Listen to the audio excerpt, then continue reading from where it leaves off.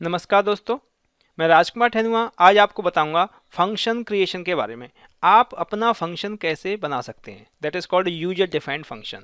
आपने कोई काम किया है, आप चाह रहे हैं कि मैं उसे फंक्शन में कन्वर्ट करना चाह रहा हूं, तो आप उसे कैसे कन्वर्ट करेंगे। फंक्शन में कन्वर्ट करने का फ़ायदा ये होता है कि आपने जो काम किया है आप उसे दोबारा यूज कर सकते हैं। उस फंक्शन को आप कहीं भी किसी भी फाइल में कॉल कर सकते हैं। तो सिंपल मैं कह सकता हूँ कि जो आपने काम किया है उसे आपको बार बार करने की आवश्यकता नहीं है। उस काम का आपने एक फंक्शन बना दिया, उसे कोई भी यूज कर सकता है। आप यूज कर सकते हैं और कोई दूसरा भी यूज कर सकता है। तो आज हम जानेंगे कि आप फंक्शन कैसे क्रिएट कर सकते हैं।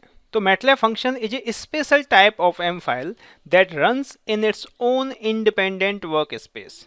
तो जो मैटलैब फंक्शन है वो एक स्पेशल टाइप का एम फाइल होता है जो कि अपने ही वर्क स्पेस में रन करता है। जो मैटलैब का वर्क स्पेस होता है उसे ये यूज नहीं करेगा। जो फंक्शन है, जो आप फंक्शन बनाओगे, वो टेम्परेरी एक वर्क स्पेस यूज करेगा और जब तक प्रोग्राम रन होगा उस समय तक वो वर्क स्पेस एग्जिस्ट करेगा। जैसे ही प्रोग्राम का एग्जिस्टेंस खत्म होगा वो वर्क स्पेस खत्म हो जाएगा। जब हम प्रोग्राम रन करेंगे तो आप ये देखिएगा, it receives inputs data through an input argument list and return result to the caller through an output argument list. तो ये डेटा है उसे रिसीव करेगा इनपुट्स आर्गुमेंट्स की मदद से। जो भी इनपुट आर्गुमेंट लिखे गए होंगे जब प्रोग्राम बनाया जाता है, जब फंक्शन हम क्रिएट करते हैं, तो उस समय क्या क्या इनपुट्स उसमें रिक्वायर्ड होंगे, तो उसके थ्रू ये इनपुट लेगा और आउटपुट जो प्रोग्रामर ने उस समय फंक्शन क्रिएट किया है तो वो कितने आउटपुट क्रिएट करेगा उसके हिसाब से आप आउटपुट ले सकते हैं।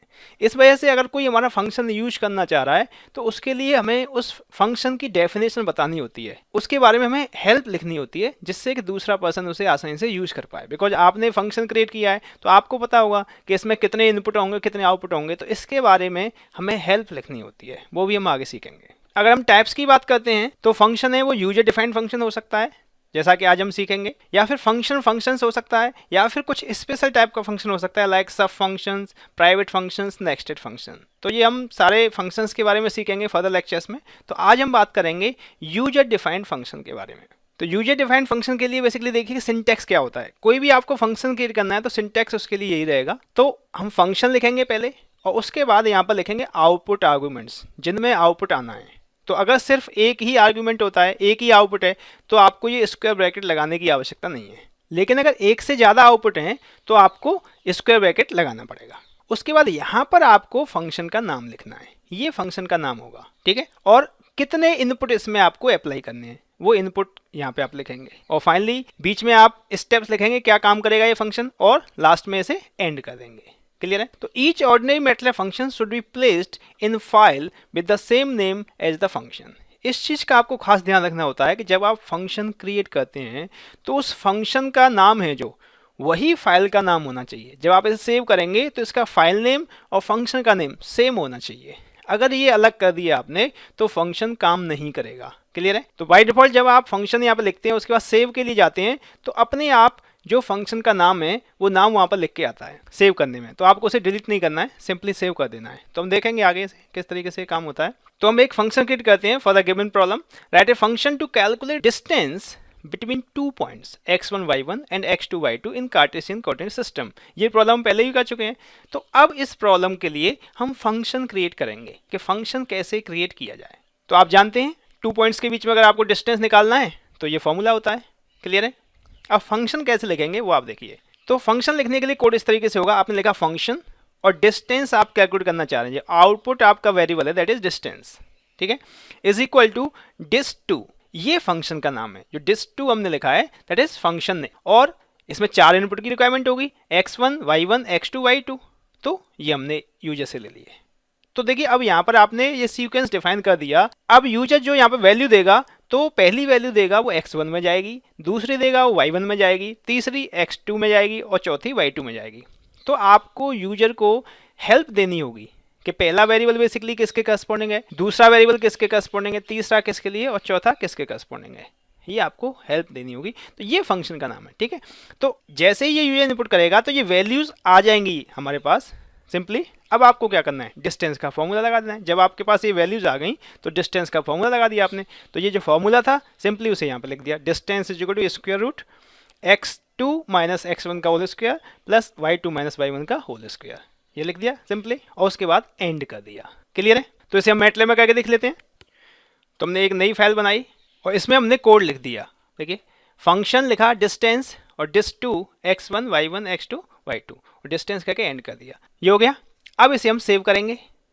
देखिए अपने आप आ रहा है कि नहीं, डिस्ट2, मैंने फंक्शन का नाम डिस्ट2 ही रखा है तो वही आ रहा है, तो इसे हमें डिलीट नहीं करना है, सेम इसे ऐसे के ऐसे ही सेव कर देना है। सेव कर दिया, क्लियर है। अब देखिए ये फंक्शन आपने क्रिएट कर दिया, इसे रन करने का तरीका भी अलग है। सिंपली अगर आपने जैसे आज तक रन करते आए थे, आपने यहाँ पर इसे रन किया तो देखिए कमांड विंडो पर एरर आ गया, input argument x2 is undefined. ठीक है, तो फंक्शन को रन करने का तरीका भी अलग है। आप सोचे होंगे शायद फाइल का नाम लिख दें उससे रन हो जाता हो, तो फाइल का नाम लिख के भी देख लीजिए, dist2 ये लिखा हमने, अगेन सेम एरर, नहीं हो रहा रन। तो आपको इस चीज़ का ध्यान रखना है कि फंक्शन को अगर आपको टेस्ट करना है कि ये प्रॉपर्ली काम कर रहा है कि नहीं, तो आप इसे रन कैसे करेंगे। जो नॉर्मल फाइल को हम एग्जीक्यूट करते हैं, जो मैटलैब फाइल होती है, उससे इसका तरीका थोड़ा डिफरेंट है। अगर आपको इसे रन करना है तो कैसे रन करेंगे, आपको पता है कि डिस्ट2 जब रन होगा जब इसे इनपुट आर्गूमेंट्स मिल जाएंगे, ठीक है ना। तो सपोज मैंने कह दिया कि मैंने आउटपुट जो लिया है वो डी में लिया है, d is equal to dist dist2 और इसमें आपको 4 वेरिएबल पास करने थे, x1 y1 x2 y2 आ रहा है देखिए। तो x1 हमने सपोज 5 कर दिया, कॉमा लगाया, y1 आपने 6 कर दिया, कॉमा, x2 आपने 2 कर दिया, कॉमा, y2 आपने 3 कर दिया, ठीक है, और एंटर किया। देखिए डिस्टेंस कैलकुलेट होके आ गई, क्लियर है। तो इसमें ये यूजर से नहीं मांगेगा कि enter the x value of x1, enter the value of y1, इस तरीके से नहीं, सिंपली आपको पहले ही ये वैल्यूज पास करनी होंगी, क्लियर है। अब अगर मान चलिए कि आपके फंक्शन के लिए कोई हेल्प लेना चाह रहा है तो कैसे हेल्प लेगा, अभी हमने हेल्प तो लिखी नहीं है। तरीका वैसे बेसिकली ये होता है कि हमने लिखा हेल्प और जो फंक्शन का नाम है उसे लिखते हैं, हमने लिखा dist2।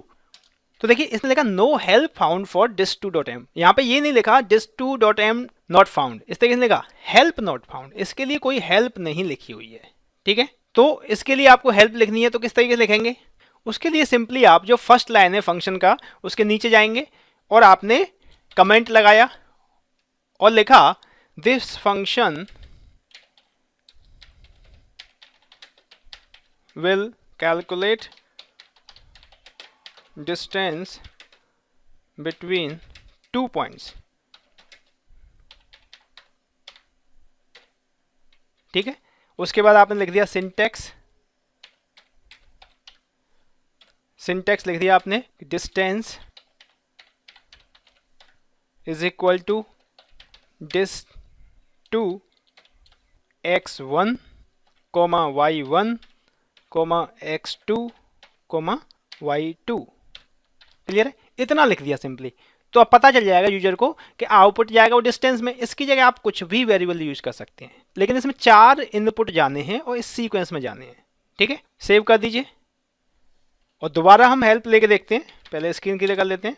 अब दोबारा हमने हेल्प लिया, हेल्प dist2, देखिए आ गया, this function will calculate distance between 2 points, syntax जो आपने लिखा था वही आ गया। तो अगर मान चलिए कि मैं आपका फंक्शन यूज करना चाह रहा हूं, तो अब मेरे को आइडिया हो गया कि आपका फंक्शन किस तरीके से यूज करना है। मेरे को उसमें 4 इनपुट वेरिएबल पास करने होंगे, उनका सीक्वेंस ये होगा, तो जो डिस्टेंस कैलकुलेट होकर आएगी उसे मैं यूज कर सकता हूँ अपने प्रोग्राम में। तो इस तरीके से आप हेल्प भी लिख सकते हैं। एक और बात आप यहाँ पे देखिए कि जब हमने ये फंक्शन रन किया तो देखिए x1 y1 x2 y2 की वैल्यू वर्क स्पेस में सेव नहीं हुई। वर्क स्पेस में सिर्फ जो आंसर है जो मैं लिखा था d इज इक्वल टू, वही सिर्फ सेव हुआ है। तो वही मैं कह रहा था कि जो फंक्शन है वो अपना टेम्परेरी वर्क स्पेस यूज करता है, मैटलैब का वर्क स्पेस यूज नहीं करता है। तो आपने फंक्शन में जो वैल्यू पास की थी वो यहाँ पर कहीं वर्क स्पेस में नहीं दिखाई दे रही है, सिंपली फाइनली हमें जो आंसर है वो दिखाई दे रहा है। तो आई थिंक क्लियर है। तो उम्मीद करता हूँ आपको फंक्शन क्रिएशन आ गया होगा, आप फंक्शन किस तरीके से क्रिएट कर सकते हैं और उसे कोई दूसरा किस तरीके से यूज कर सकता है। इसे भी हम आगे फर्दर लेक्चर्स में देखेंगे और इसकी हम कुछ एक्स्ट्रा प्रॉब्लम्स करेंगे अपने फर्दर लेक्चर्स में। आई होप आपने इस लेक्चर को एंजॉय किया होगा। अगर ये लेक्चर आपको अच्छा लगा हो तो इसे लाइक करें और शेयर करें। Thank you.